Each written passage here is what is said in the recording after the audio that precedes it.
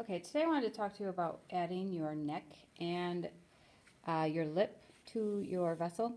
So here I have mine about as high as I want it to go, and I have started to go in a little bit, and now I'm ready to put my neck on. So it's going to go straight up, and then I'm going to have the lip where it curves out a little bit, okay?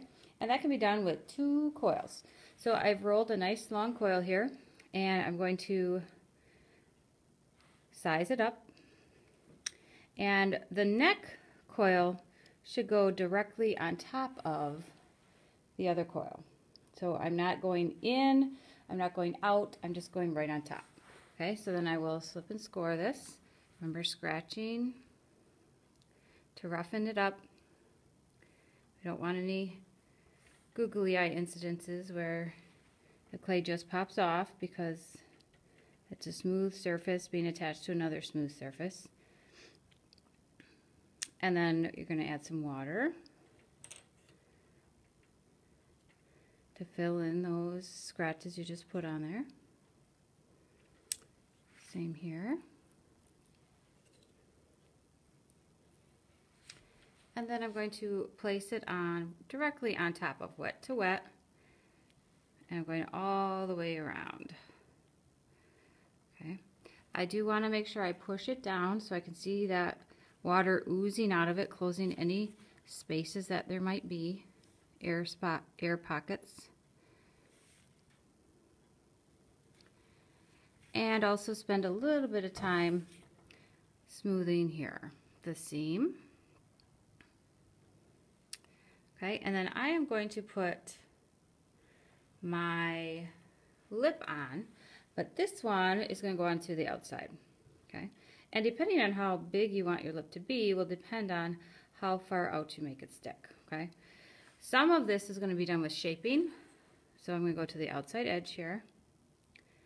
Slipping and scoring right now, and then I'll be slipping. Same here. I'm not going very deep. I'm just making some rough areas so I have a good seam. Water.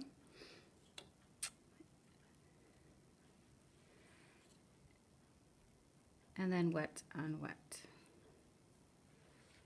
And this time I'm going slightly outside. I don't want to go too far out, but I want to go out a little bit. So I'm just smoothing my seam here. And then if you look at it from the profile, you can see how it goes in and then it comes out. Now, there is some